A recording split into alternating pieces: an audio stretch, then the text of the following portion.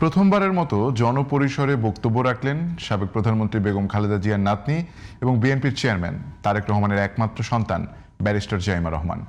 রোববার রাজধানীতে নারীর সম্ভাবনা ও ভবিষ্যৎ নিয়ে এক আলোচনা সভায় দেশের জন্য সবাইকে আন্তরিকভাবে কাজ করার আহ্বান জানান তিনি।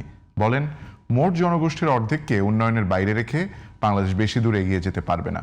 সাইরাস মাহমুদের রিপোর্ট। যুক্তরাজ্যে 17 বছর প্রবাস জীবন কাটিয়ে গত বছরের 25 ডিসেম্বর দেশে ফেরেন বিএনপির চেয়ারম্যান তারেক রহমান। সঙ্গে আসেন তার একমাত্র কন্যা ব্যারিস্টার জাইমা রহমানও। লন্ডনেই লেখাপড়া সম্পন্ন করেন, আইন পেশায় নেন উচ্চতর ডিগ্রি। দেশে ফেরার আগে বিএনপির একটি ভার্চুয়াল ঘরোয়া প্রোগ্রামে বক্তব্য দিয়েছিলেন জাইমা রহমান। জাইমা রহমানের দাদি তিনবারের সাবেক প্রধানমন্ত্রী বেগম খালেদা জিয়ার ইন্তেকালের পর বিদেশি কূটনীতিকরা শোক জানাতে এলে বাবা তারেক রহমানের পাশে ছিলেন তিনিও। রোববার বিকেলে রাজধানীর খামারবাড়িতে কৃষিবিদ ইনস্টিটিউটে ঢাকা ফোরাম আয়োজিত জাতি গঠনে নারী, নীতি, সম্ভাবনা ও বাংলাদেশের ভবিষ্যৎ শীর্ষক এক আলোচনা সভায় বিশেষ অতিথি হিসেবে যোগ দেন ব্যারিস্টার জাইমা রহমান। অনুষ্ঠানে দেওয়া বক্তব্যে জাইমা রহমান বলেন, এখানে যারা উপস্থিত আছেন সবাই একরকম নন, কিন্তু সবাই দেশের জন্য, দেশের মানুষের জন্য ভাবছেন। আজ আমরা যারা এখানে উপস্থিত, আমরা সবাই একরকম নয়।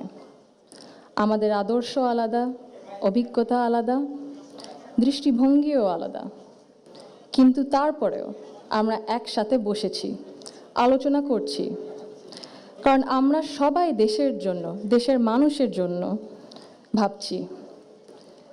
আর এই ভিন্নতা নিয়ে একসাথে কথা বলছি, একের পর এক শুনছি। এটাই গণতন্ত্রের আসল সৌন্দর্য।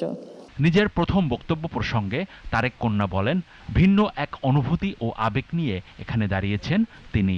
আমি এমন কেউ নয় যার কাছে সব প্রশ্নের উত্তর আছে বা সব সমস্যার সমাধান জানা আছে।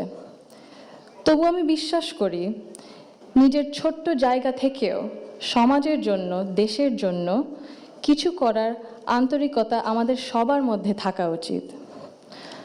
আজ আমি এসেছি শুধু শুনতে, শিখতে এবং একসাথে কাজ করার মনোভাব নিয়ে এগিয়ে যেতে। জাইমা রহমান বলেন, বাংলাদেশের নারীদের শিক্ষার উন্নয়নে তার দাদি সাবেক প্রধানমন্ত্রী বেগম খালেদা জিয়া বিশেষ অবদান রেখেছেন। দাদু যখন আমাদের সাথে লন্ডনে ছিলেন গত বছর প্রথমের দিকে, উনি যখন এসেছিলেন তখন হাসপাতালে ছিলেন কিছু চিকিৎসার জন্য। ওখানে বিভিন্ন দেশ থেকে নার্স ছিল, ডাক্তার ছিলেন, এবং একটি নার্স ছিলেন নাইজেরিয়া ওয়েস্ট আফ্রিকাতে। আম্মা আব্বা একদিন দাদুকে সকাল সকাল দেখতে গেছিল। তো নার্স তারপরে বললেছে যে, ও আমি তো আপনার মাকে চিনেছি। আম্মু আব্বু বললো, কিভাবে? আপনার মাই প্রথম ইলেক্টেড প্রাইম মিনিস্টার বাংলাদেশের না? আম্মু আব্বু তো অবাক, হ্যাঁ আপনি কিভাবে জানেন? তো নার্স তারপরে বললো যে, আপনাদের যে উনি যে এত কিছু করেছেন এই মেয়েদের শিক্ষার জন্য, specially primary education, food for education, cash for education, এগুলো আমাদের সরকার ওই 35-30 বছর আগে দেখে ইমপ্লিমেন্ট করেছিল। আর ওই কারণে লক্ষ লক্ষ মেয়েরা গ্রাম অঞ্চলে, ওদের দেশে গ্রাম অঞ্চলে বিভিন্ন জায়গা সদরে এখনও শিক্ষা পাচ্ছে, অন্তত প্রাইমারি এডুকেশন লেভেলে।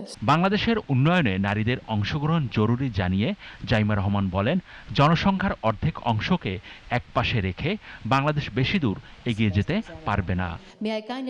Cyrus Mahmud, GTV news, Dhaka.